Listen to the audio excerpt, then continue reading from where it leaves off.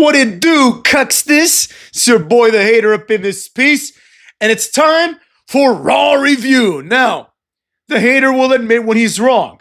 I thought this show was gonna completely suck, but it actually was pretty decent. Now, could it be better? Of course. It could be, and it should be, a lot better. But, all things considered, a lot of things happened on this episode that I think deserve some praise, right?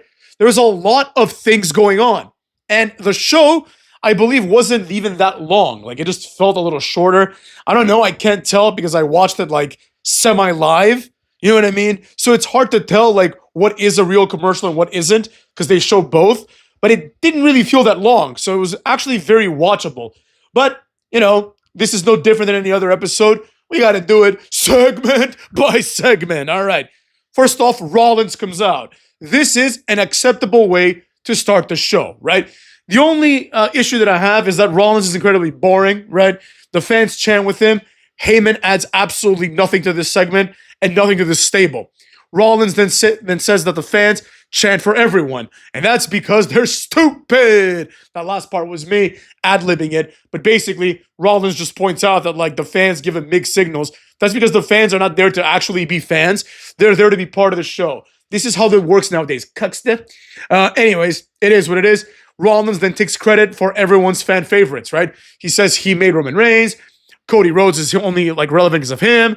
CM Punk was hired to capitalize on his hatred of CM Punk, etc., right? Then he moves on to LA Knight and says, like, LA Knight can go fuck himself, basically. He's going to put his ass down, too, just like Bron is going to put down Penta shortly. Now, it would have been nice, for example, if LA Knight came and, like, I don't know, attacked Heyman or something and ran away, right? Something cool like that would have been nice, but LA Knight is on SmackDown, so that's how it's going to be, I guess. I don't know. This was an acceptable way to open up the show because the segment logically led to the first opening match. I like when they do that in general, right? I like when they don't waste a segment. For example, Rollins and friends come out. There's no need now to have Bron Breakker's entrance again, right? You've just saved like 6 minutes of TV time. So I like that. Penta comes out.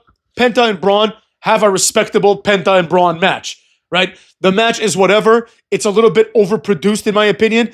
Penta hits the Canadian Destroyer, which, like, I now hate as a move because someone like Penta does it. But eventually, Bron Breakker does a mid-looking spear as Penta is doing, like, a springboard, twisting crossbody type thing that Rey Mysterio does, right? It's a forgettable match. There's nothing to it. But after the match, Seth Rollins is talking shit to Penta, and it does feel like Penta has been dealt with, right? So, like, in the context of the Seth Rollins faction, Penta should no longer be a thorn in their side. I don't really know that he was, to be honest, but the way that this was played out is like, all right, we're done with Penta, right? And anytime a storyline or pseudo-storyline or arc ends, in this day and age, I'm automatically made happy because we're in the long-term booking era where things take a fucking eternity to get through. After this, AJ Styles is told that Dom is injured, but for some reason, Dom is still there later on in the night. As a result of this, AJ Styles and Dom has been postponed. It won't happen in Saudi. Who the hell cares, right? I wasn't looking forward to this match. Nobody was. But it's good that they at least, like, addressed it on the show, right? So far, all the segments have been pretty decent.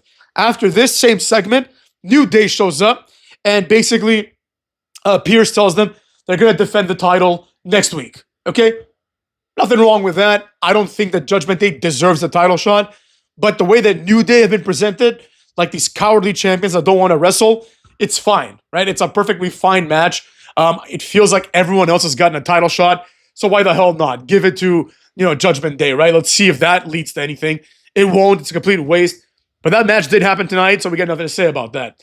After this, Grayson Waller has been hanging out with New Day. He just goes and he tells Pierce that he's friends with them. Complete waste of time. Grayson Waller should be released immediately. This guy's a jobber. This has Funaki written all over it.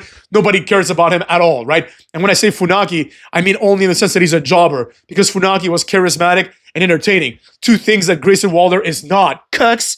Anyways, after this, we have a Gunther and Goldberg push, right? With Michael Cole doing an interview with Goldberg.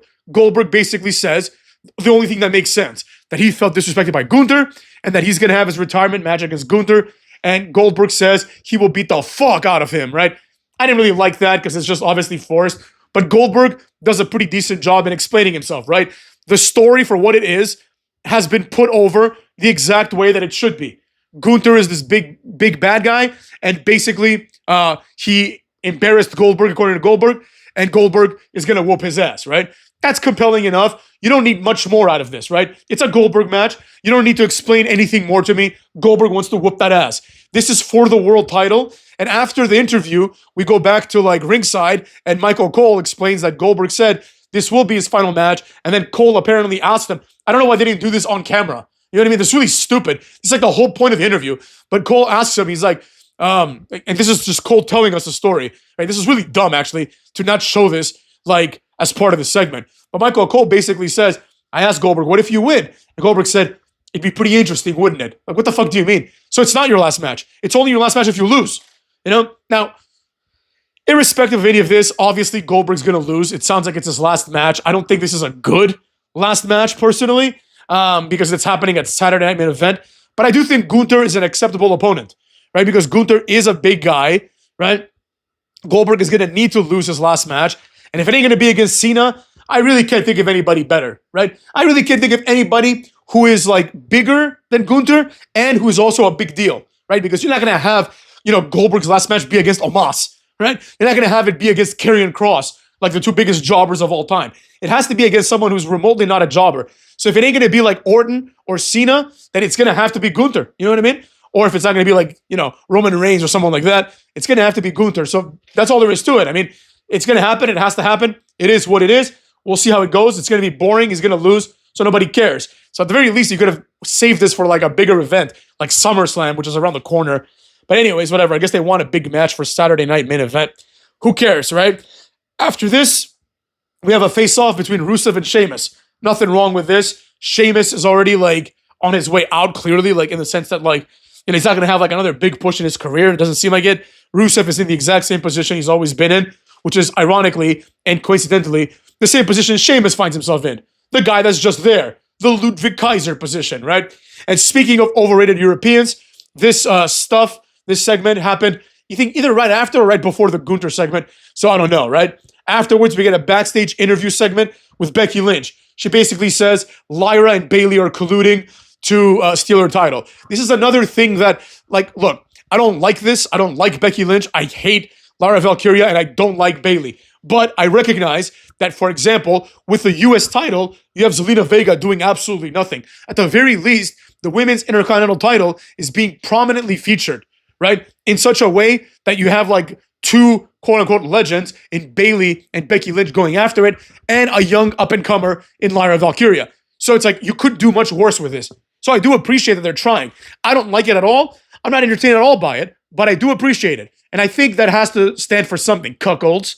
So yeah, there's that. Another good thing today was that a lot of these promos and segments were multifaceted, right? Again, just like this segment with Adam Pearce and 15 people going into his office, that's pretty common. So is this new format where like the interviewer is like, back to you, Michael Cole. Oh, wait a second. She knows that Sami Zayn just hanging out there. She goes and she just asks like, yo, how do you feel about being a fucking jobber, Sami Zayn's like, well, and then Karrion Kross appears out of nowhere and he just like mocks Sami Zayn, right? This is getting really out of hand. This is really stupid. But I will say, like, you could do worse than this. You could have just had Karrion Kross versus Sami Zayn for no reason at all next week. But they're setting up this mini feud. Karrion Kross is like, you're never going to be world champion like the way you are now. Sami Zayn just steals him right in the face and says, I already talked to Adam Pearce and our match is coming. Tick-tock. And then like Karrion Kross is on his ass because he got knocked down. And then Scarlett's like, it worked or something like that, right? He's like, yeah. And he starts like laughing, which was interesting. It was a fun little thing. But quite frankly, like Karrion Kross, everybody knows how I feel about Karrion Kross. The reality is that like it's been like, I think more than a year that Karrion Kross has been running this like puppet master gimmick. And so far he's failed at absolutely everything, right? He failed at like causing dissension between Woods and Xavier, because that was his goal. Yeah, New Day turned heel, but they didn't do what he said. What he said was like, you got to turn on each other. I think he was going after Kofi or Xavier. I think he was going after Xavier, telling him that he's inferior. And that didn't lead to anything. That just led to him getting closer to Kofi and then New Day continuing on as they have been. So it's like, you can't get any credit for that.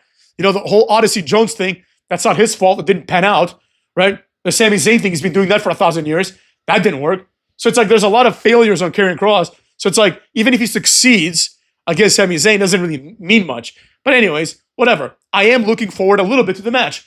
Namely, because I haven't seen Karrion Kross wrestle on TV in about a year and a half. So, since like December, I think, when they wrestled the Wyatt family. So like, we'll see how that goes, I don't think anything good's going to come of it, but whatever. It is what it is. After this, we have another backstage segment. Chad Gable is talking to Ivy Nile. He basically says she's his favorite student. He says she needs to like whoop that ass. And then he sees Penta, goes to talk shit. Penta hits the sacrifice on him. And for some reason, Ludwig Kaiser's in the back, like baking muffins or something. I don't know what the fuck he was doing. He's just there in the back, getting a paycheck for nothing, right? After this, we have a pretty nice brawl between Rhea Ripley and Raquel. Rhea Ripley's just tattooed everywhere. I don't like it, but it does make her look interesting. Rhea is about to Slim Jim her ass by putting her through the Slim Jim table, which I will admit, in this new dystopian, capitalistic wasteland that the WWE has become, it's very smart to put the logo on the table. For example, when Cena put CM Punk's monkey ass through the Slim Jim table, he got on the top corner and cut a promo. You could see CM Punk's dead body on the table for 15 minutes. And right next to his dumb head was a Slim Jim logo. So that's pretty good ad space if you ask me. That's like 15 uninterrupted minutes of ad space for Slim Jim. So they have the Slim Jim logo on the table. I don't know how Slim Jim feels about that, but they're all about that kind of life, All the Slim Jim commercials are someone breaking through a wall, someone throwing someone through a table, that kind of shit. So I think it's actually pretty brilliant. But of course, obviously, I hate that the logo has made its way to the table, right? Because it makes everything feel conjectured, right? It feels like, oh, they have to use the table because the Slim Jim logo's on it. You know what I mean? And it's hard to kind of take yourself out of that, right? The whole point of wrestling tables and wrestling weapons is that they're not there for that, right? The tables are not there to be used as tables. Very rarely does that happen, like in a TLC match, right? The tables are just there for like, logistical purposes, for catering and shit like that. And the presumption is they store them under the ring because that's the best place to store them. The tables are not meant to be stored there as weapons. Neither are the chairs. But now they feel like weapons because of Slim Jim. So it is what it is. But basically, Raquel Rodriguez comes out and stops, what's her face? Stops Rhea Ripley from putting Raquel through the table with a riptide. Then she gets her ass whooped by Rhea Ripley. Rhea goes for a kick. Raquel grabs her. Tejana bomb, or as we used to be called, the Chingona bomb right through the table, right? I think before this or after this, I don't remember, there was the women's King of the Ring, Roxanne Perez versus Jade Cargill. I think it was before. I could be wrong, but I think it was before. But I took some notes here, and I remember the match perfectly. It was a botching match. I didn't particularly enjoy it. Jade is just not that good in the ring, but I don't care. I'm willing to forgive this. It is what it is. She's a star, right? There was a few botches that, in my opinion, were inexcusable. First of all, I should also note that there's a part where Jade is on one knee, and she's about as tall as Roxanne Perez. So this match is absolutely absurd. But basically, Jade eventually hits a powerbomb. Then she's going to go do a, pick up Jade and do like another powerbomb, like Brock Lesnar style or Jericho style. But it just doesn't work out. She just picks her up, hits the Jade, and that's it. Now, I will say this. Jade Cargill is obviously a good-looking woman. She's a good-looking broad. But her belly button was weird, man. I don't know if it was just me noticing it this time or if there's something wrong. But her belly button is like an Audi. So I suggest she covers up that monstrosity right away because nobody wants to see that shit. Especially considering that otherwise, she's very good-looking. You know what I mean? But it is what it is. Asuka then comes out for a face-off. Perfectly fine. Perfectly reasonable. Perfectly acceptable finals for the Queen of the Ring. I'm not really, that invested in it, but these are the two correct women, in my opinion, that should have been here. And quite frankly, even if Roxanne Perez beat Jade, I'd be okay with that too. This is what the Queen of the Ring should do. It should either establish someone new or reestablish someone that needs reestablishing, like Asuka. So, as far as I'm concerned, if Asuka wins, okay, cool. Asuka's back. If Jade Cargill wins, which is probably what's going to happen, then okay, cool. Jade Cargill has now moved on to the next level. She has Guntered her way into the next level, right? This is the point of such tournaments. So I really enjoyed all of this. I enjoyed the booking of this tournament. The tournament itself was shit because they have this stupid-ass format with a fatal four-ways. But considering everything, this is turning out to be not that bad, motherfucks. After this, we have the main event, finally. It's Cucky versus Jay. This match was pretty decent. For what it was. I mean, you're not going to see anything new here. At the end of the day, These are two guys that, like, at WrestleMania 34 or whatever, they were both in the pre-show. You know what I mean? These are two pre-show jobbers. I don't care if they're both world champions now. They were pre-show jobbers like less than 10 years ago. So there you have it. So that being said, the match was what you'd expect. Nothing great, nothing special, but it was very competitive. And at some point, you got to think to yourself, wait a second. This is Cucky Rhodes, right? Cucky Rhodes beat Roman Reigns. Jey Uso was a lackey. So it's like, it's a little bit weird. It kind of gives promise to people like Bronson Reed and Bron Breakker. But it's like, Jey Uso is now being not only presented as like a fluke champion, he's presented as like a guy that can stand toe-to-toe with Cucky. Now, again, it's Cucky. It's not fucking John Cena. But he did eliminate John Cena from the Rumble, to be fair. So Jey Uso is like presented as a legit main eventer, which I don't know how I feel about that. But whether I like it or not, te gusto or no, that's what's happening, motherfucks. I did not like the finish of the match, but I also did not hate it. So the finish of the match was Jey Uso gets like a bunch of moves in, right? And he's pretty much executing Cody, right? Cody's on his knees. He super kicks him twice. And he's doing this like, all right, it's over, basically. Just like, let it go, Cucky. And then he hits a spear on his bitch ass, too. Then he goes up to do the Uso splash. And at this point, Cody just like no-sells everything, which I hated. But I did like the setup before that because it gave off this possibility, this impression that Jey Uso has a chance, right? Because I think everyone knows that Cody was going to win. Like, I thought that that the match between Sami Zayn and Randy Orton was going to be like the indicator, right? I thought, to be honest, I thought that Sami Zayn was going to win, you know? And then if Sami Zayn was going to win, I thought that Jey Uso would win so they could have the finals, right? Kind of reestablishing the same philosophy that I just said with respect to Jade Cargill and Asuka, right? Where someone is trying to reestablish themselves while the other person, Sami Zayn, is finally trying to establish himself and earn a title shot for the first time in his life. I know he's gotten other title shots, but this would be the first time of him earning it, right? But they decided to go a different direction. That direction was the reestablishment of Cucky and the reestablishment of Randy Orton. Now, only good can come of this. At the end of the day, only good can come of this, right? Because you get the impression that if someone like Sami Zayn or definitely Jey Uso, if they were to win, if the Raw guys were to win, they would challenge Gunther. And quite frankly, that's kind of like a waste, right? Whereas if Orton or Cody wins, one of them is going to have to, unless it's like some sort of double count out or some bullshit, which would be a really, really bad cop-out, and this leads to a triple threat or something. You know, that's something that, like, we'll see. You know, like, that would be interesting, too. But either way, we're going to get Cena versus Cucky or Cena versus Orton again. You know, I think at this point, it writes itself, right? And on top of this, we also get Cucky versus Randy, which a lot of people have been clamoring for. You know, I think everyone wanted it to be for the title, but it ain't. So I think what's going to happen instead is this. Cucky versus Randy, Cucky wins.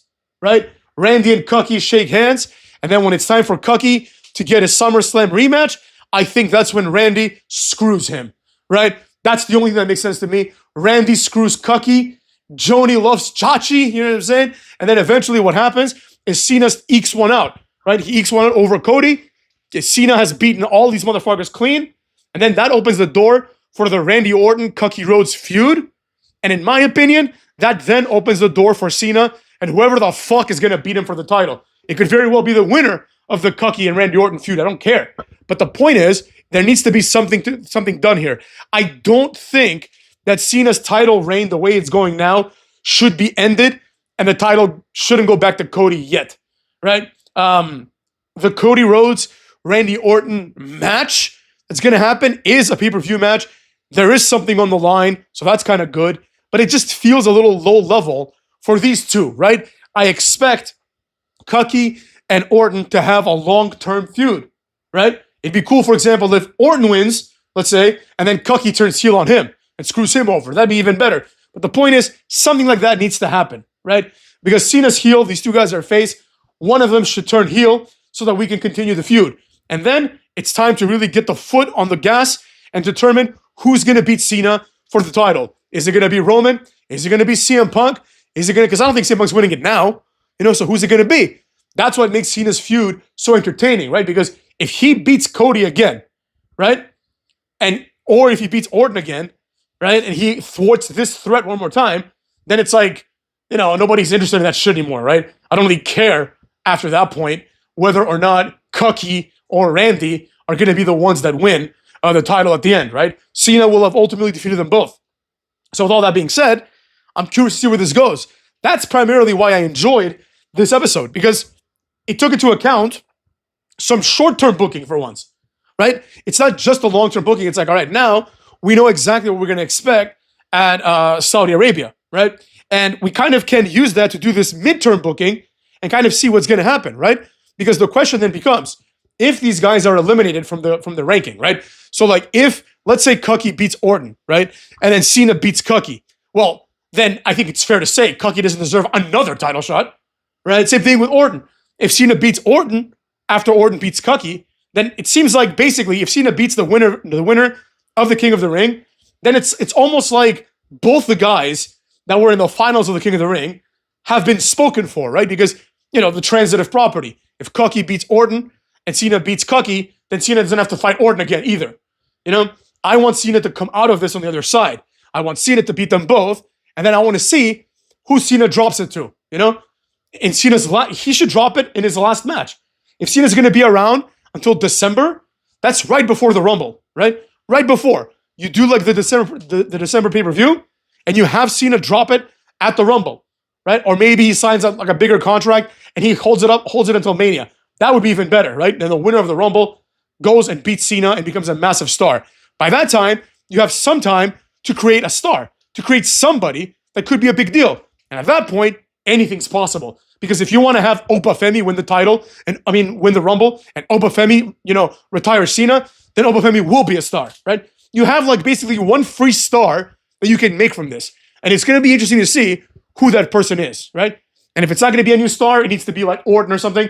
And that's all I got to say about that. Cuckolds. So anyways, I'm a little bit interested in what's going to happen. This was not a terrible episode of Raw. And I got to be honest with you motherfuckers, right? Like if it sucked, I would tell you it sucked. But this was actually pretty good. If every episode of Raw is like this, I think we're in pretty good shape. Now I will say this. There was a lot of room for improvement. For example, Cena, I understand this is a little bit of a tall ask because you can't have Cena in every event just by virtue of how his character is booked. He's got X amount of appearances, and those are presumably all accounted for, right? They actually counted them, and they said he's got 25 or whatever. These are the 25. It is what it is. So we can't do anything about that shit. However, cuts, the reality is this. Other wrestlers should be on the show, right? And should be wrestling on the show. Gunther, I forgot to mention this. Gunther cut a pretty decent promo on how he's going to end Goldberg. Pretty decent for Gunther standards. It was boring. I nearly fell asleep. But what do you expect from him? They told him, go cut a promo on Goldberg. He did. It was okay, right? How about have him cut this promo after he squashes like Ilya Dragunov or after he squashes Otis or something, right? Have him have a quick match. Same thing with Rollins. Why not just have Rollins have a match? I'm not going to make this like a serious complaint only because we had decent matches this week and Cody Rhodes wrestled. So it's like, I get it. You're going to get Cody Rhodes. You're going to get Jey Uso. You're not going to get Cody Rhodes for another year on Raw. So, they're not going to blow their load twice. But they should once in a while, right? To make good wrestling, to make good TV. So that being said, Cucks, take care of yourselves and go fuck your mothers.